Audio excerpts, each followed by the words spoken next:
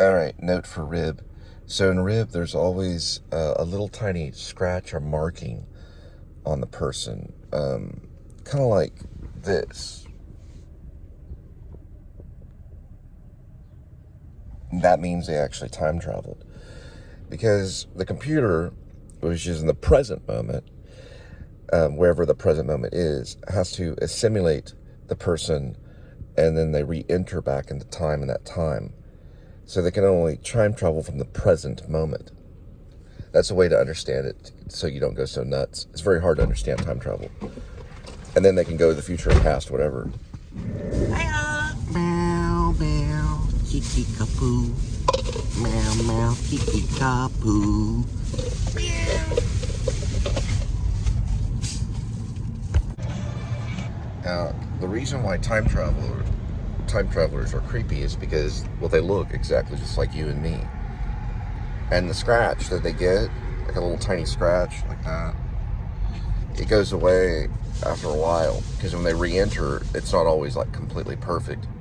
They can also re-enter as cats and dogs or animals too, because a computer can re-assimilate them. Really all it is a computer, just like a 3D printer, reprints a space and time within what's known as the NE, which is the non-existence, which we don't know about. Well, we know about it now, but we don't accept it yet, just like they didn't accept E equals MC squared until a long time ago. Well, they didn't accept it immediately.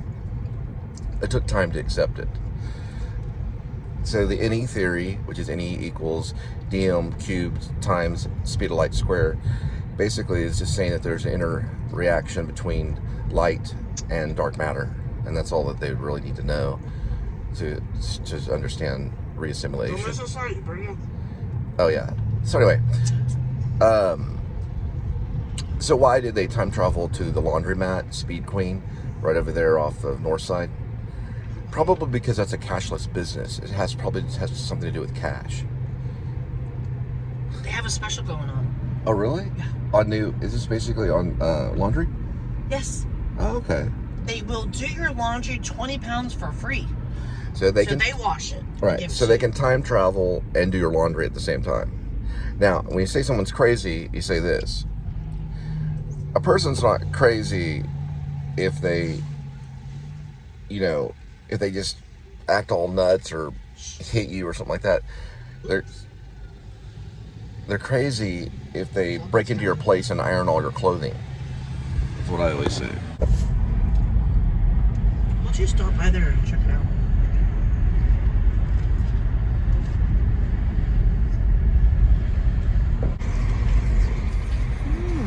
Time travelers will often eat ramen noodle because it's cheaper, and they have problems getting money sometimes. So that's why they go to laundromats to help with laundry. It's probably has something to do with the cashless business. I haven't figured it out yet. But they went to this laundromat over here and re-entered. It's a re-entry zone for time travel. Plus, you get a great deal on wash and dry, too, at times. Sometimes they even do free wash. It's usually when they come. And when there's free wash, there'll be a balloon out. Time travel will show up.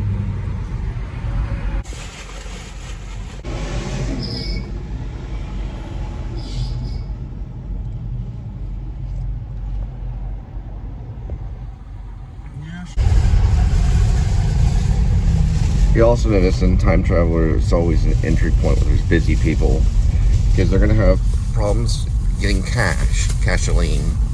But they are from a cashless society, so they won't have any problems in a cashless, because they'd have to use things that are cashless. They're gonna handle cash. Go, go, go, go! Damn it!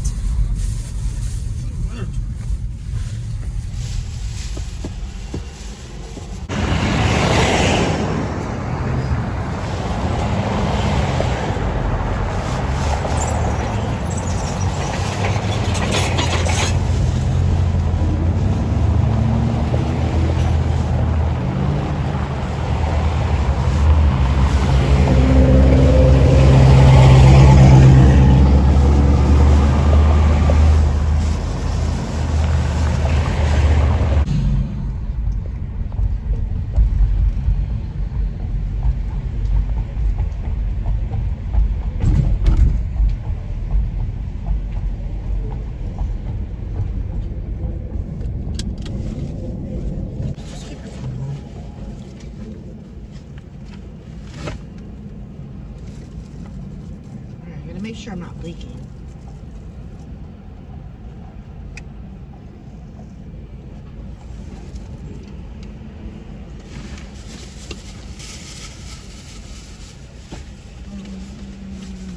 Alright, can you open up your trunk? No, the beer can. Don't throw it away.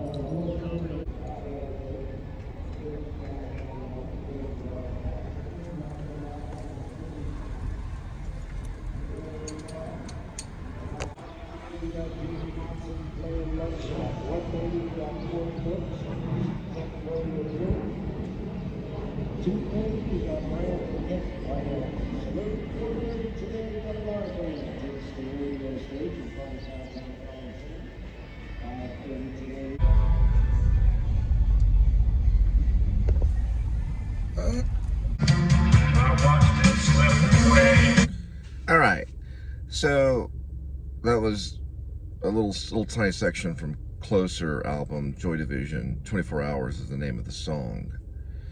Okay, so Coppex is not exactly a time traveler, but he's visited by a time traveler. Now, a long time ago, they'd call him the Serpent, and he has many names. Lucius kind of sounds like one of his names. So, in this time travel movie, the first part of the book, well, Rib is the name of all the book series. But the second, well, there's the book, the part, and then there's like something else that's kind of like a chapter. I guess I have to invent something new, but okay, the series is called Rib, so it's under the Rib series. The book itself is called Dog Night Out. Part 1 is Shepherds of Alaska. So eventually we'll get into Unified Theory, which is part 2. But we have to, what Coppex can do, Lieutenant Daniel Coppex, is he can communicate with these demons. So he especially can communicate with the evil one. That's what, yeah, he's also called the evil one.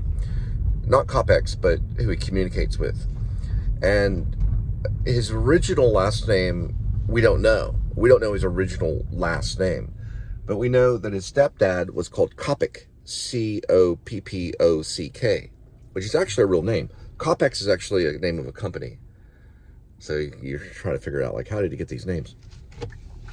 Also, Coppex, which is ex-cop. So it's very clear.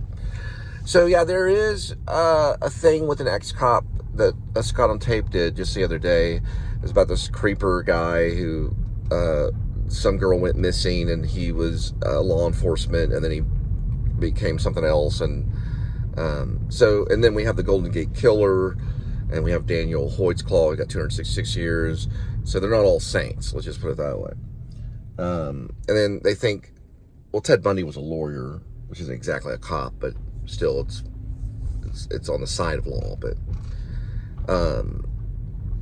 okay, so time travel, the theory, remember, it has to do with the way that you don't think rather than think. It's like, it's a very weird way of thinking. It's also very weird when you think about time travel. But in the first book, which is Shepherds of Alaska, you don't even really get the idea that they're time travelers. There's no apparent time traveling thing. So when Lieutenant Daniel Coppex goes to the Red Room, or he goes to this, it's basically like an underground warehouse, basically almost kind of like the best little whorehouse in Texas kind of thing. There's some really cool trees right here. You got to see, and there we go. When he goes to that, it's kind of like his evil form of worship kind of thing, so he's definitely mostly like evil, but he was visited by the evil one, or the militant angel, as I'll call him. He was visited by him when he was young, when he was hanging out with Craig, and that's when we first realized in the book, when you read the book, that his name is Coppex. Last name is Coppex. He changes it to Coppex, but we never know his surname, his original name. It's never given. But his full name is Lieutenant Daniel, or it's Daniel Lucius Coppex. But he's also known as Lieutenant Daniel. Yeah, it sounds like Lieutenant Dan from Forrest Gump, like Lieutenant Dan.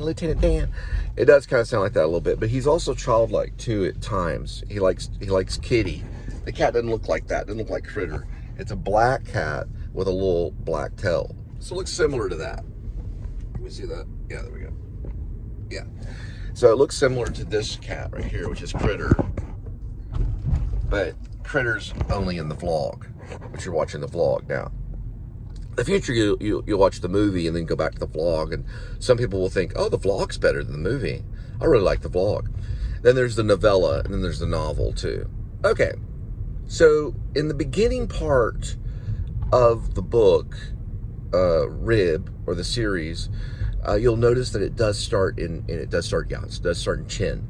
So Chin is another book that I wrote, if you've read my stuff. Most of it's in a fiction press under Ash Cole.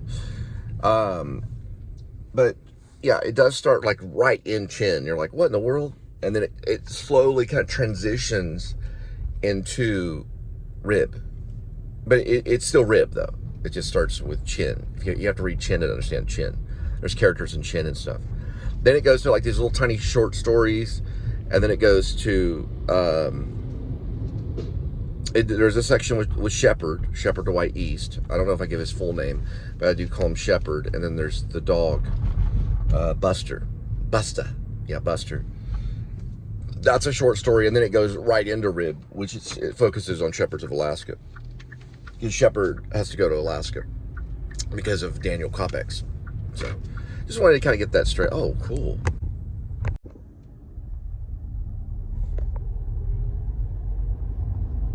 They just painted that. They just painted that. Can't really see what that is. They did just paint that, though. It's kind of painted like an orangish red. Okay. So also in my if you read in my descriptions, I did add how the vlog is separated into segments, just because it's easier to post, and also to probably watch a 20-minute show rather than like a 40-minute show. So each like segment, and the way we'd say it was segment vlogs, so segmented vlogs, segmented daily vlogs is actually the correct thing. So it's segmented daily vlogs, and the first one has a yellow background with the kitty and the typing.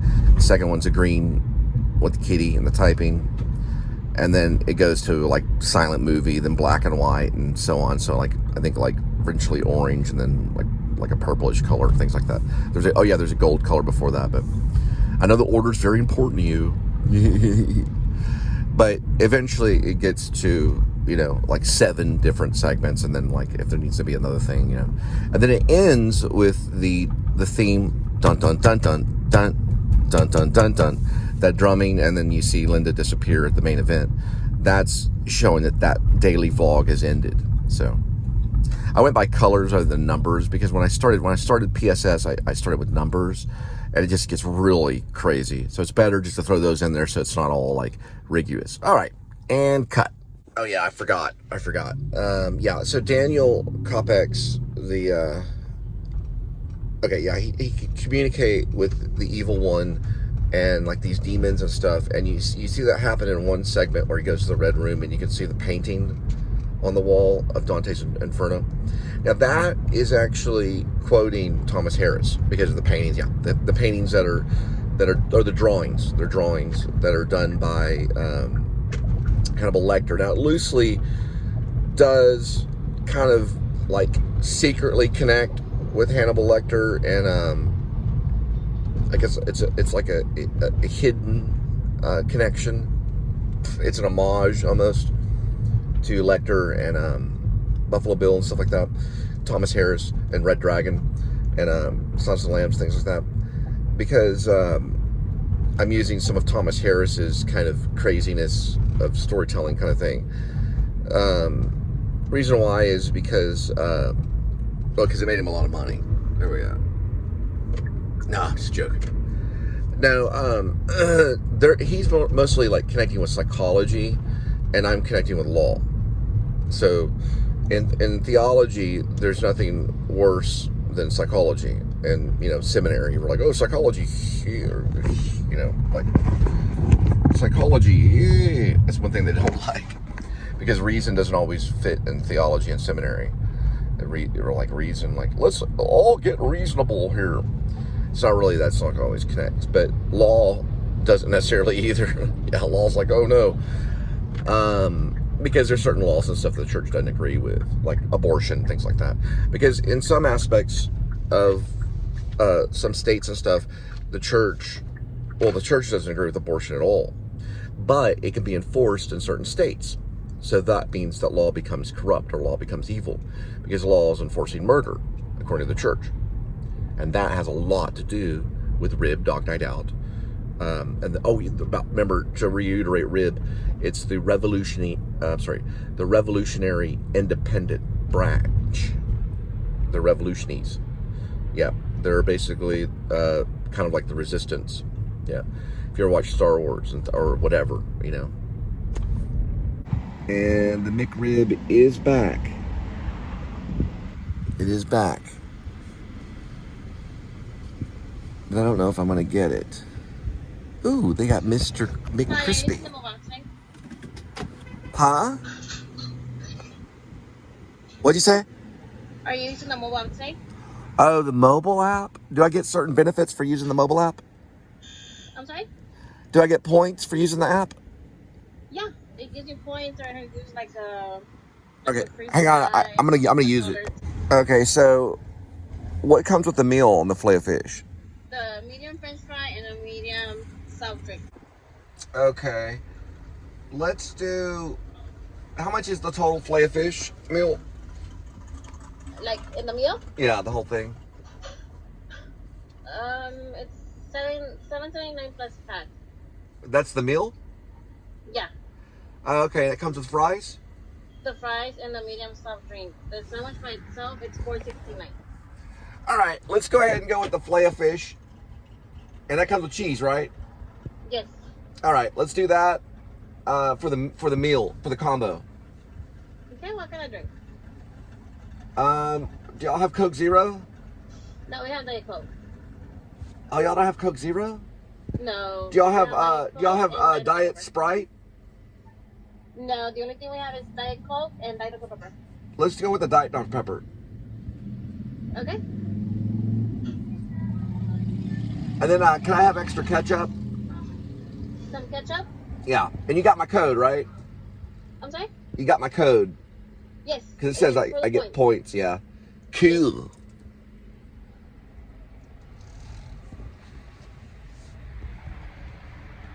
Can I buy that person some food too? And they're not there. They time traveled. So he'll have these meetings with the evil one, and believe it or not, Craig will be there. Yeah, little Craig, because they used to play Dungeons and Dragons together, and Craig was never saved. So Craig will be at the meeting too, and kind of be like in the background, looking kind of mad, kind of telling him.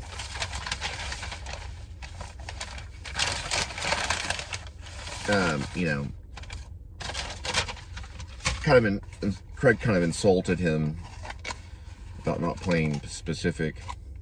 This is the McDonald's Filet-O-Fish right here.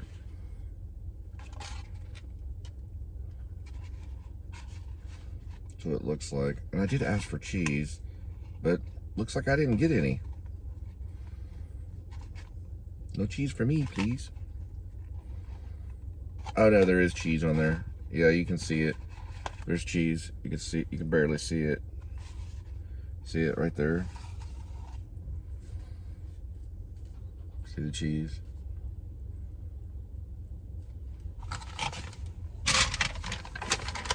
McDonald's!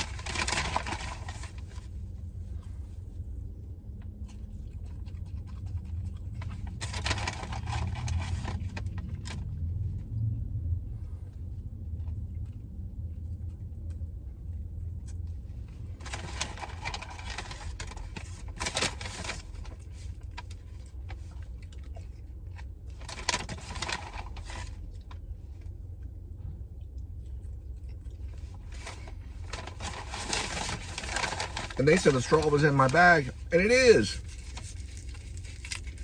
They got it right.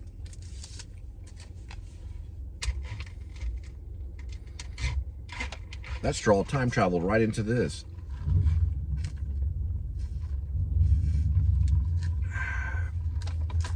McCafe. Diet Pepper.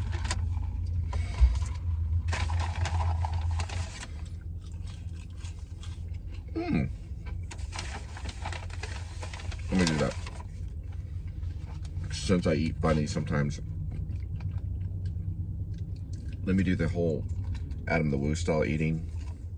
I'll do it right now. I've watched it a few times. It's very like Strasbourgian kind of.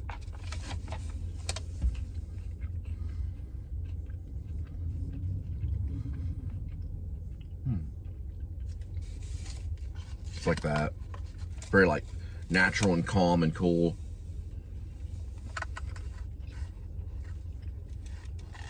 In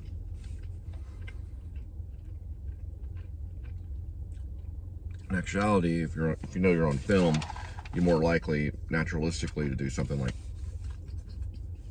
because people when they're around the camera, they feel like they're being watched, because they are. But it's more acting to be, you know, like,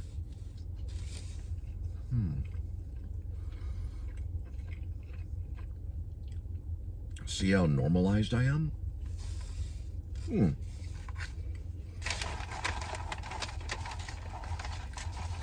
Charlie Chaplin always played with his food. See if I can get another size fry. Well, I've got, you know, one big leg and one little leg.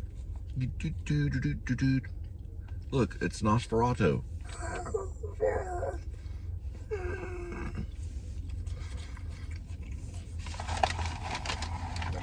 Oh, the Nosferatu looks pretty good.